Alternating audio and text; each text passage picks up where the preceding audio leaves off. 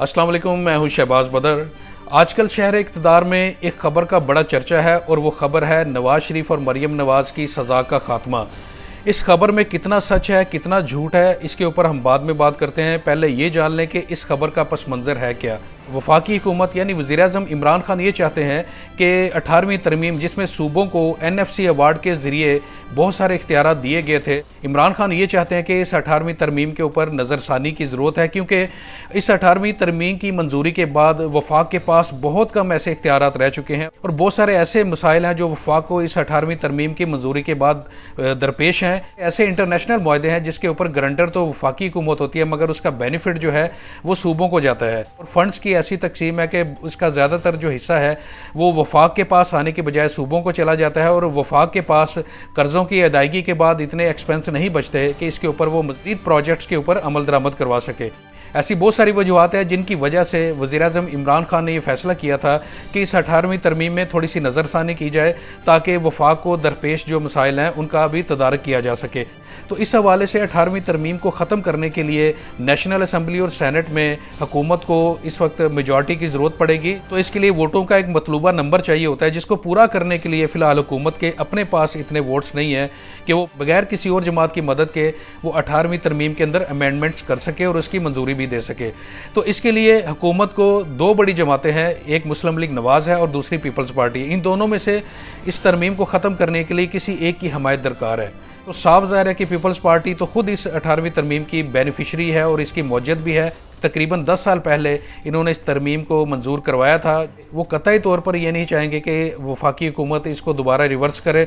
तो इसके लिए सिर्फ एक जमात बचती है और वो है मुस्लिम लीग नवाज़। कुछ सोर्सेज के मुताबिक जब मुस्लिम लीग नवाज़ से इस सिलसिले में बात की गई तो उन्होंने बड़ी सीधी सीधी एक शर्त रखी कि हम नैब का खात्मा चाहते हैं या नैब का जो आर्डीनेंस है इसमें कुछ वो अपनी मर्ज़ी के हिसाब से कुछ ऐसी शिक्कें उसमें लाना चाहते हैं और अगर वो हुकूमत ऐसा करने पर तैयार है तो फिर इस 18वीं तरमीम को ख़त्म करने के लिए मुस्लिम लीग नवाज़ हुकूमत का साथ देगी। तो बेसिकली बात यह है कि मुस्लिम लीग नवाज़ ने नवाज़ शरीफ और मरीम नवाज़ की सज़ा के खात्मे के लिए कुछ लो और कुछ दो की एक पॉलिसी अपनाते हुए हुकूमत के सामने एक ऑफ़र की है कि अगर वो उनकी बात मानते हैं तो फिर वो 18वीं तरमीम के खात्मे के लिए भी हुकूमत का साथ देने को तैयार है। ये वो तफसीलात है जिसके पस मंज़र की बुनियाद के ऊपर ये खबर गर्दिश कर रही है कि नवाज़ शरीफ और मरीम नवाज़ की सज़ा के खात्मे के हवाले से हुकूमत के साथ इस वक्त बहुत सारी बातचीत चल रही है और अगर ये बातचीत फ्रूटफुल होती है दोनों फ्रीकैन के दरमियान तो हो सकता है कि नवाज़ शरीफ और मरीम नवाज़ की जो सज़ाएँ थी उनको भी ख़त्म कर दिया जाए। ये अफवाहें हैं, ये ख़बरें हैं, इसी तरह का मिला जुला माहौल है वो शहर इक़्तिदार का है आजकल। मगर अगर इमरान खान के हवाले से हम बात करें तो इमरान खान कतई तौर पर नहीं चाहेंगे, जितने हम लोग जानते हैं इमरान खान को, उनका जो पिछला माजी है उसको सामने रखते हुए अगर हम बात करें तो इमरान खान के बारे में कतई तौर पर यह कहा जा सकता है कि इमरान खान इस तरह की किसी भी डील के हक़ में नहीं होंगे, कि वो किसी भी तरह नहीं चाहेंगे कि वो गिव एंड टेक करें और नवाज़ शरीफ और मरीम नवाज़ की सज़ा को ख़त्म करें और बदले में फिर उनको 18वीं तरमीम को ख़त्म करने के लिए नून लीग की जो है वो हमायत भी मिल सके। तो मेरा नहीं ख्याल कि इमरान खान की हत्या के बाद कही जा सकती है कि वो किसी भी तरह की ब्लैकमेलिंग का शिकार होंगे या कुछ लो और कुछ दो का वो इस तरह पे बिलीव करते हैं, इसके लिए वो कोई दूसरा रास्ता निकालेंगे बजाय इसके कि वो मुस्लिम लीग नवाज़ की हमायत लें। अब मुस्लिम लीग नवाज़ का यहाँ पर किरदार देखें कि जैसे ही हुकूमत को उनकी सपोर्ट की ज़रूरत पड़ती है तो वो सौदेबाजी करना शुरू हो गए हैं। हालांकि ये पाकिस्तान का मामला था, ये वफाक का मामला था। 18वीं तरमीम के बाद बहुत सारे माहिरीन ये कहते हैं कि इस तरमीम के मंजूर होने के बाद जो वफाक था वो कमज़ोर हो गया, ज़्यादातर जो इख्तियारात थे वो सूबों के पास चले गए जिसकी वजह से वफाक के पास ज़्यादा कुछ करने को बचता ही नहीं है। अब कोरोना वायरस के दिनों में जिस तरह वफाक और सिंध की लड़ाई आपस में सामने आ रही है उसकी एक बड़ी वजह इख्तियारात के दरमियान कन्फ्यूजन है कि किसके पास क्या इख्तियार है, जिसके हवाले से फिर ये आपस में लड़ाई और खींचातानी भी हो रही है, ब्लेम गेम भी हो रही है।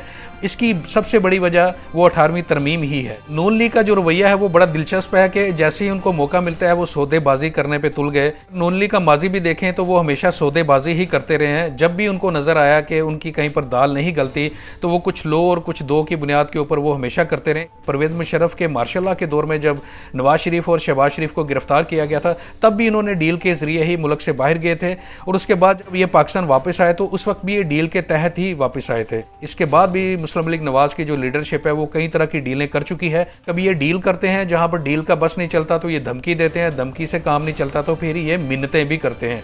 तो इनका 3-4 स्टेप्स होते हैं, कभी ये कौन सा रूप धार लेते हैं, कभी ये दूसरा रूप धार लेते हैं। तो इससे पहले जब ये इनकी कोई दाल नहीं गल, इनकी मिन्नतें काम नहीं आई, इनकी कोई धमकियां काम नहीं आई, तो उन्होंने फिर ब्लैकमेलिंग का सिलसिला शुरू किया था। नैब के जज अरशद मलिक के खिलाफ एक वीडियो स्कैंडल भी लाया गया था, जो कि हम सबको याद है। तो उसके ऊपर भी इन्होंने स्कैंडलाइज भी करते हैं चीज़ों को, किसी भी तरह ये अपना काम निकलवाने की कोशिश करते हैं। मुस्लिम लीग नवाज की लीडरशिप की घुटी में है कि वो किसी भी हालात में किसी भी तरह की सौदेबाजी करते हैं, ब्लैकमेलिंग करते हैं और ऑफरें शाफरें भी ये करते रहते हैं। इनकी पॉलिटिक्स का, इनकी सियासत का एक अहम हिस्सा है इस तरह की डीलें करना और इनको ब्लैकमेलिंग करना या धमकियां देना। ये सब कुछ नून लीग की सियासत का एक आम सा तर्ज अमल है। तो नून लीग ने वही किया जो हमेशा से वो करते आए हैं। उन्होंने कोई अनोखा काम नहीं किया, मगर इस बार जो सामने बंदा है, जो वज़ीर आज़म है, जिसके बारे में ये कहा जाता है कि वो ब्लैकमेल नहीं होता, वो किसी से ख़रीदा नहीं जाता। इमरान खान के बारे में एक आम फहम सी बात यह है कि इमरान खान ना तो झुकता है किसी के सामने, ना बिकता है किसी के सामने। तो देखना यह कि अब इमरान खान नून लीग की इस मुबैना ऑफ़र के बारे में क्या कहते हैं और वो किस तरह का रद्द-ए-अमल देते हैं इसके बारे में, कि अगर 18वीं तरमीम को मंजूर करवाना है तो क्या नून लीग की मशरूत हमायत लेंगे या फिर 18वीं तरमीम को ख़त्म करने के लिए किसी दूसरे रास्ते का इंतखाब करेंगे। अगर ये वीडियो आपको पसंद आई है तो इसको लाइक करें, हमारे चैनल को भी सब्सक्राइब करें और बेल आइकॉन के बटन को भी दबा दें ताकि मज़ीद ऐसी वीडियोज़ आपको मिलती रहें। शुक्रिया।